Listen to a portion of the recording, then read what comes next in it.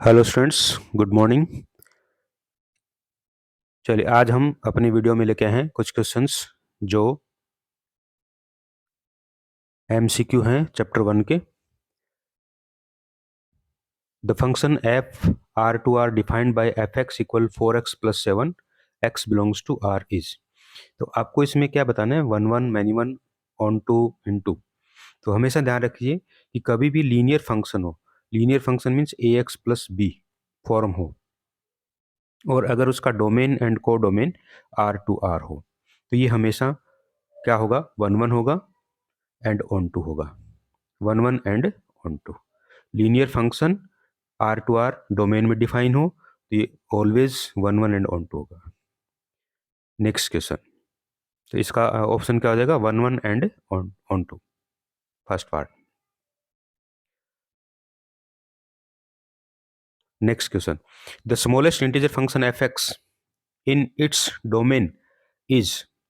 Integer function smallest हो या greatest integer function हो, दोनों ही मैनी वन होते हैं, क्योंकि इनका जब आप वैल्यू देखेंगे, अगर हम ग्रेटेस्ट इंटीजर फंक्शन की बात करते हैं तो 0.4 का इमेज भी जीरो होता है, 0.5 का इमेज भी जीरो होता है, दैट इज मैनी वन। ऐसे स्मॉलेस्ट इंटीजर फंक्शन की अगर हम बात करेंगे तो 1.2 का इमेज क्या होगा, 2 होगा, और 1.3 का इमेज भी क्या होगा, 2 होगा, that is smallest and greatest integer function कभी भी आ जाए तो ये मैनी वन फंक्शन होगा। क्लियर? तो इसका ऑप्शन आपको क्या मिलेगा, मैनी वन फंक्शन। और नेक्स्ट क्वेश्चन है आपका, the number of bijective function, the number of bijective function from set A to set itself contain 6 element.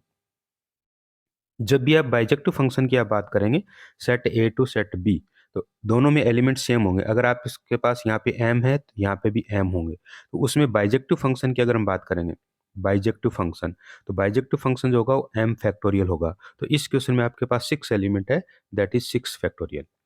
तो बाइजेक्टिव फंक्शंस का नंबर क्या होगा, 6 फैक्टोरियल। ओके, तो नेक्स्ट क्वेश्चन अपना, the maximum number of equivalence relation on the set A 1 2 3 R. Equivalence relation means relation क्या होना चाहिए, reflexive होना चाहिए, सिमेट्रिक होना चाहिए और ट्रांजिटिव होना चाहिए। तो इसके लिए आपको थोड़ा सा फंक्शंस बना के रिलेशंस बना के देखने। रिफ्लेक्सिव की अगर हम बात करेंगे, उससे पहले आपको ये देखना है कि इस सेट ए के अंदर टोटल एलिमेंट्स क्या क्या हो सकते हैं, ए क्रॉस ए। क्योंकि जब भी आप रिलेशन की बात करते हैं तो रिलेशन जो होता है वो सबसेट होता है किसका, ए क्रॉस ए का।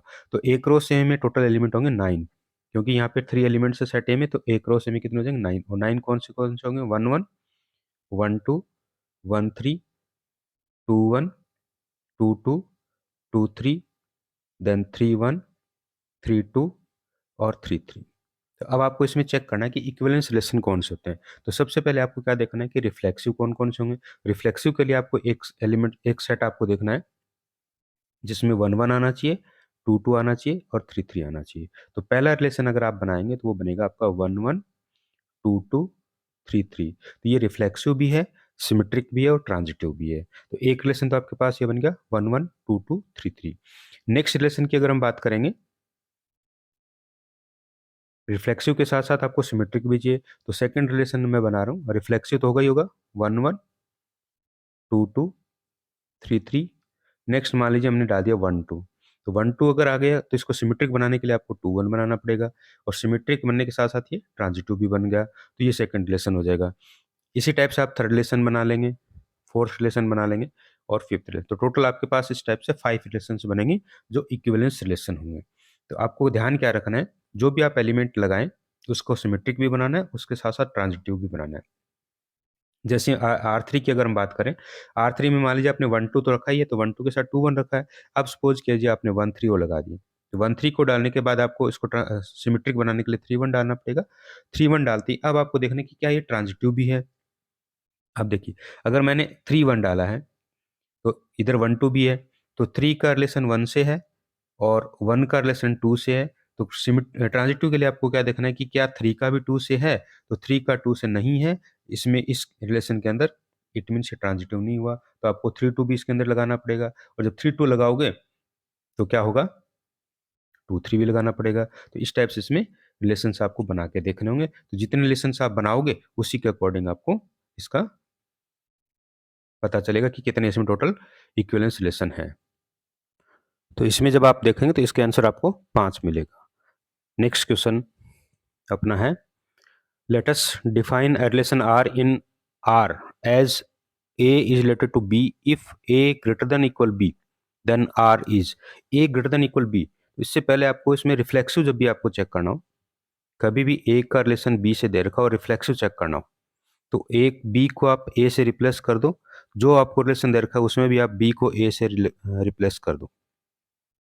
तो आप देखो कि ए ग्रेटर देन इक्वल ए का केस में आपको ग्रेटर देन तो नहीं बट इक्वल तो मिल रहा है, ए इक्वल ए का केस सेटिस्फाई हो रहा है, दैट इज ए का रिलेशन ए से हो रहा है। इसके लिए for all real number, it means ये रिफ्लेक्सिव तो होगा।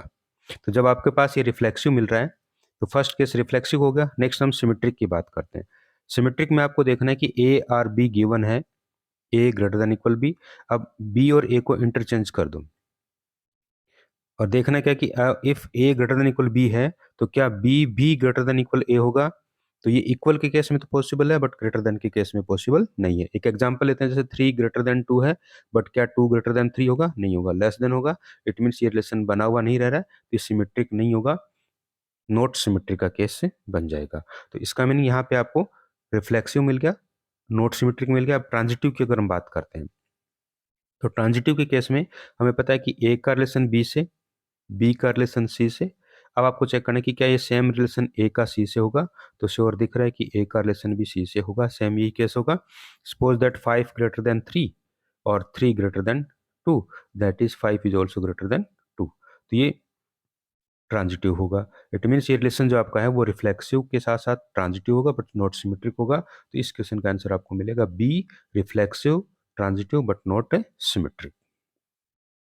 ओके, नेक्स्ट क्वेश्चन अपना, let a equal 1 2 3 and consider the relation r equal 1 1 2 2 3 3 1 2 2 3 1 3 then r is। तो जब हम रिफ्लेक्सिव की बात करेंगे 1 2 3 है तो 1 1 2 2 3 3 ये रिफ्लेक्सिव तो है ही, तो आपका फंक्शन रिलेशन रिफ्लेक्सिव होगा। सिमेट्रिक की बात करते हैं तो 1 2 है तो क्या 2 1 दे रखा है, इसके अंदर 2 1 नहीं है। 1 2 बिलोंग्स टू आर है बट 2 1 बिलोंग्स टू आर नहीं है, तो सिमेट्रिक नहीं होगा, रिफ्लेक्सिव बट नॉट सिमेट्रिक ये आंसर होगा। अब अगर हम ट्रांजिटिव की बात करते हैं तो 1 2 2 3 है तो 1 3 भी है, 1 का रिलेशन 2 से दे रखा है, 2 का रिलेशन 3 से दे रखा है, तो 1 का रिलेशन 3 से भी दे रखा है, इट मीन्स ये ट्रांजिटिव भी है। तो रिफ्लेक्सिव है और ट्रांजिटिव है, नॉट सिमेट्रिक है। तो इसमें एक ही ऑप्शन आपको मिल रहा है, reflexive but not symmetric, reflexive but not symmetric, तो ये आपका आंसर हो जाएगा। Next question, let a equal 1 2 3 and so on n and b ab then the number of surjection from a to b, surjection that is onto function, onto function। तो onto function का जो formula था आपने मेरा पिछली video में भी देखा होगा, और इसमें एक फॉर्मूला होता है onto फंक्शन का। अगर आपके पास number of element in set A m है, number of element in set B n है, where m is greater than n हो, तो इसका फॉर्मूला क्या होता है, n to power m minus n C one n minus one to power m plus n C two n minus two to power m. तो हम यहाँ पे टू तक के चलेंगे क्योंकि अपने पास एम की जो वैल्यू है, एन की वैल्यू टू है, एन जो सेट एलिमेंट है उसमें टू ही है, तो एन की वैल्यू टू, तो एन माइनस टू करेंगे, टू माइनस टू जीरो हो जाएगा, तो आपको मिलेगा टू टू पावर एम क्या है आपके पास इस क्वेश्चन के अकॉर्डिंग, इस क्वेश्चन के अकॉर्डिंग आपके पास है एम की वैल्यू एन के इक्वल है, तो two to power n minus two C one और n minus one to power n की वैल्यू, एम की वैल्यू आपके पास, एन की वैल्यू टू है ना, two minus one to power n होगा, तो two to power n minus two, two minus one one होगा, वन की पावर एन करेंगे तो वन ही आएगा, तो two to power n minus two. तो इस क्वेश्चन में जो ऑप्शन होगा वो आपको बी ऑप्शन मिलेगा, two to power n minus two, that is number of surjection that is onto functions. Next question, let R be a relation on the set n of natural number denoted by n R m, n is a factor of m, n is a factor of m, that is n is a factor of m, it means n जो है वो m को divide कर रहा है. Then r is, अगर हम reflexive की बात करें तो वही बात है कि n r m दे रखा है ना, तो m को आप n से रिप्लेस कर दो, जो रिलेशन दे रखा है उसमें भी लिख दो n is a factor of n. तो क्या ये ट्रू है? अगर ट्रू आ रहा है तो रिफ्लेक्सिव है, ट्रू नहीं आ रहा तो नॉट रिफ्लेक्सिव. तो हमें पता है कि n जो होता है कोई भी नंबर अपने आप का फैक्टर होता है, that is it will B reflexive. तो ये रिफ्लेक्सिव तो होगा ही होगा. इसके बाद अगर हम सिमेट्रिक की बात करें कि अगर n फैक्टर है m का, तो क्या m भी फैक्टर होगा n का? नहीं होगा. And suppose that 2 is factor of 8, but 8 is not a factor of 2, so it is not a symmetric. तो ये सिमेट्रिक नहीं होगा, रिफ्लेक्सिव होगा, सिमेट्रिक नहीं होगा. अगर हम ट्रांजिटिव की बात करते हैं तो ट्रांजिटिव में अगर हम देखें कि n जो है n is factor of m and m is factor of p, then n is also factor of p. Yes और नो? क्योंकि देखिए 2 अगर मान लीजिए 8 का फैक्टर है, 8 16 का फैक्टर है, तो 2 ऑटोमेटिक 16 का फैक्टर होगा, तो ये ट्रांजिटिव भी होगा. तो इस क्वेश्चन की अगर हम बात करें तो ये आपको मिलेगा कि रिफ्लेक्सिव है और ट्रांजिटिव है बट नॉट सिमेट्रिक. तो डी ऑप्शन हो जाएगा, reflexive, transitive but not symmetric. Now next question. Let S equal 1, 2, 3, 4, 5 and let A S cross at. Define the relation R on A as follows. A B R C D if and only if A D equal C B. तो ये जो आपको relation दे रखा है order pair के form में है, A D equal C B के फॉर्म में. मीन्स ए बी का रिलेशन है सी डी से. किस टाइप से है कि ए का डी से मल्टीप्लाई, बी का सी से मल्टीप्लाई इक्वल होगा. तो अगर हम रिफ्लेक्सिव की बात करें तो आपको सी डी को ए बी से रिप्लेस करके देखना है. यहाँ पे भी डी को आपको किससे रिप्लेस करना है? बी से. और ए को किससे रिप्लेस करना है?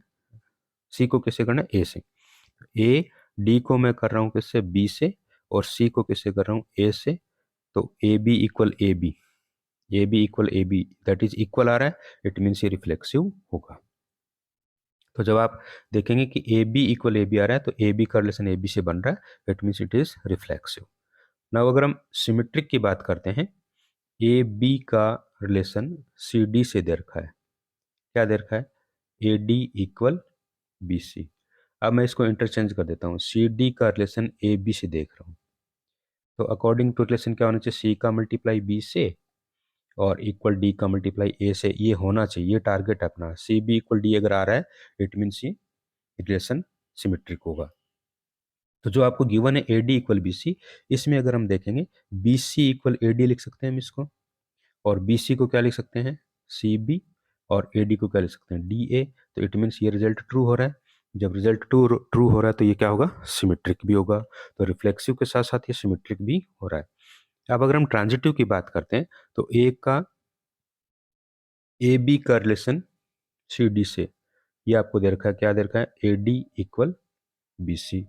अगर हम सी डी का रिलेशन एक नए एलिमेंट ई एफ से और देखते हैं, तो ई एफ से अगर हम देखें तो अकॉर्डिंग टू रिलेशन क्या होना चाहिए? C F equal D E होना चाहिए. तो ये अपने पास दो इक्वेशन आ गई, 1 एंड 2. इन दोनों से आपको चेक करना अपना टारगेट क्या होगा? ए बी का रिलेशन किससे होना चाहिए? ई एफ से होना चाहिए. तो ई एफ से होना चाहिए, अपना टारगेट होगा ए का एफ से मल्टीप्लाई इक्वल क्या होना चाहिए? बी का सी से मल्टीप्लाई.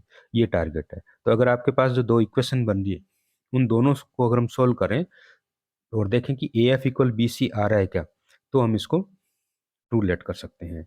तो आपको करना क्या है? डिवाइड कर देना है 1 और 2 में, या फर्स्ट से डी की वैल्यू निकाल के सेकंड में पुट कर दो, या सेकंड से डी की वैल्यू निकाल के फर्स्ट में पुट कर दो. दैट इज अपने को A F equal B E लाना है. तो क्योंकि सी और डी को एलिमिनेट करना है तो सी और डी को दोनों इक्वेशन से एलिमिनेट करेंगे. तो इसमें मैं ये कर रहा हूँ कि फर्स्ट इक्वेशन अपनी A D equal B C, second अपनी है D E equal C F. तो डी ई को इधर रख दो और सी एफ को इधर रख दो, डिवाइड कर दो. जैसे डिवाइड करेंगे तो यहाँ डी कट हो जाएगा, यहाँ सी कट हो जाएगा. अब क्रॉस मल्टीप्लाई करें तो ए एफ इक्वल क्या आएगा? बी ई आएगा. तो ये अपने को चाहिए A F equal B E. It means transitive भी होगा. तो जब आपके पास रिलेशन बना हुआ है रिफ्लेक्सिव भी, सिमेट्रिक भी और ट्रांजिटिव, तो इन तीनों केस में इक्विवेलेंस रिलेशन बोलते हैं हम इसको। तो ये रिलेशन कौन सा होगा? इक्विवेलेंस रिलेशन होगा। तो ये इंपॉर्टेंट क्वेश्चन है, इस टाइप के क्वेश्चन बनने के ज़्यादा चांस रहते हैं।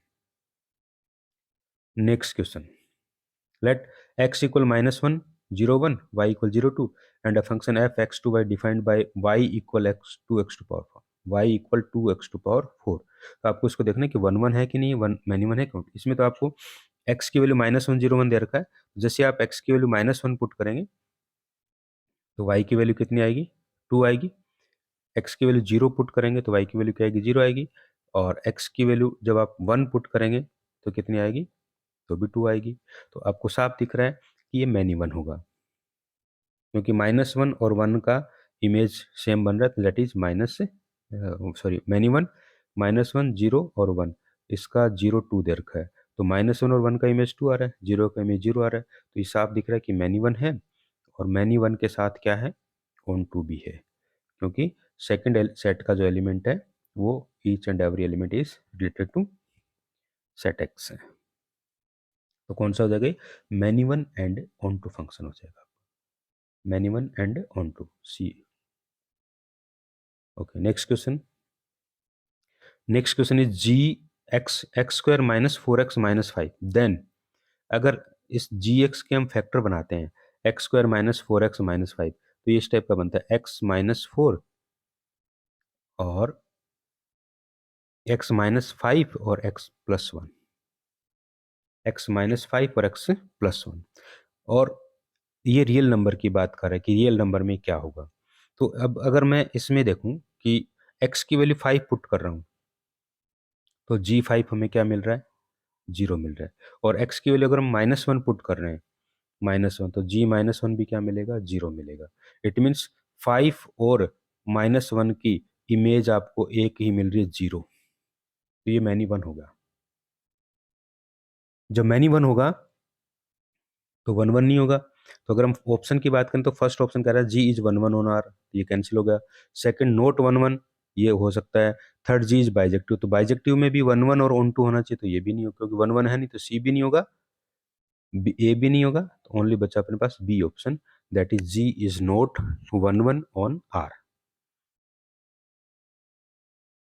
Next question, the mapping f N to N is given by f n equal 1 plus n square. F n equal आपको दे रखा है 1 plus n square. F n is 1 plus n square या एन स्क्वायर प्लस 1। तो ये quadratic function है। जब quadratic function की बात करें, एन टू एन की अगर बात करें, एन टू एन दे रखा है, तो एन टू एन में 1 1 तो क्लियर हो जाएगा। ये हो जाएगा 1 2 3 1 2 3 4 एंड सोन।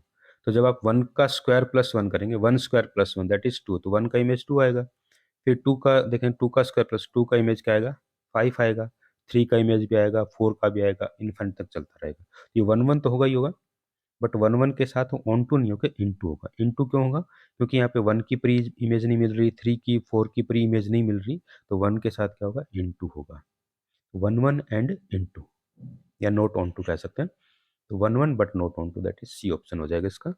तो आपको ध्यान क्या रखना है, क्वाड्रेटिक फंक्शन कभी भी आ जाए, सपोज कीजिए कि F X equal x square plus 1 या एक्स स्क्वायर प्लस जो भी आ जाता है, तो अगर इसमें डोमेन अपना आर टू आर है, R to R domain and codomain R to R, तो ये 1 1 भी होगा, सॉरी 1 1 ही होकर मैनी वन होगा।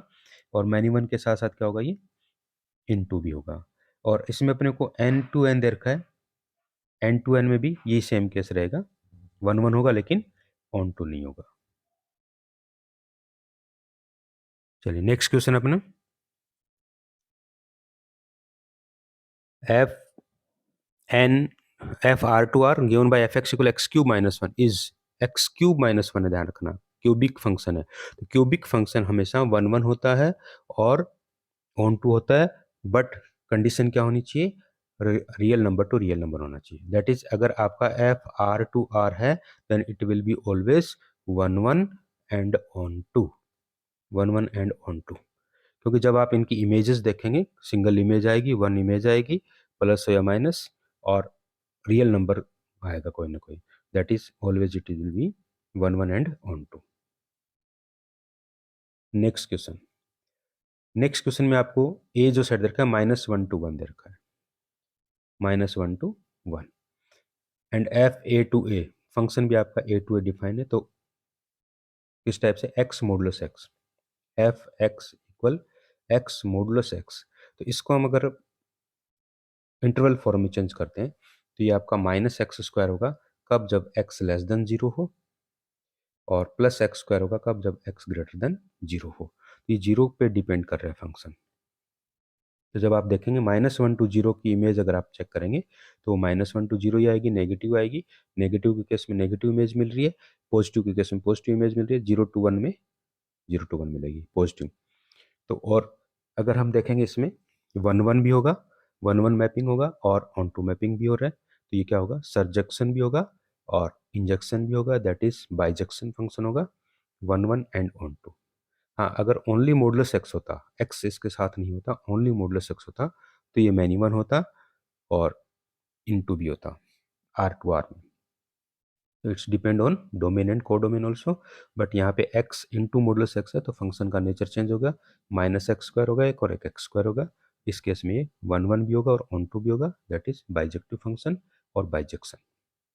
Next question, let R be the relation is congruent to on the set of all triangles in a plane, that is triangle 1 is congruent to triangle 2। ये आपको relation दे रखा है। ये रिफ्लेक्सिव, सिमेट्रिक, ट्रांजिटिव तीनों case होता है, simple सा question है, क्योंकि अगर कोई भी ट्राइंगल हम देखेंगे तो अपने आप के क्या होगा, कॉन्ग्रुएंट होगा, कॉन्ग्रुएंट होगा तो इट मीन्स रिफ्लेक्सिव होगा। और अगर कोई ट्राइंगल 1 ट्राइंगल 2 के कॉन्ग्रुएंट है तो ट्राइंगल 2 भी ट्राइंगल 1 के कॉन्ग्रुएंट होगा, तो ट्रांजिट सिमेट्रिक भी होगा। अगर ट्राइंगल 1 कॉन्ग्रुएंट ट्राइंगल 2 के और ट्राइंगल 2 कॉन्ग्रुएंट ट्राइंगल 3 के, तो triangle 1 is also congruent to triangle 3, तो ये ट्रांजिटिव भी होगा। तो रिफ्लेक्सिव भी है, सिमेट्रिक भी है, ट्रांजिटिव भी है, that is it is an equivalence relation. ये इक्विवेलेंस रिलेशन होगा। Next question. Okay, thank you. ये अपना लास्ट क्वेश्चन था। ऐसे ही वीडियो के लिए आगे देखते रहिए, सब्सक्राइब कीजिए। Thank you.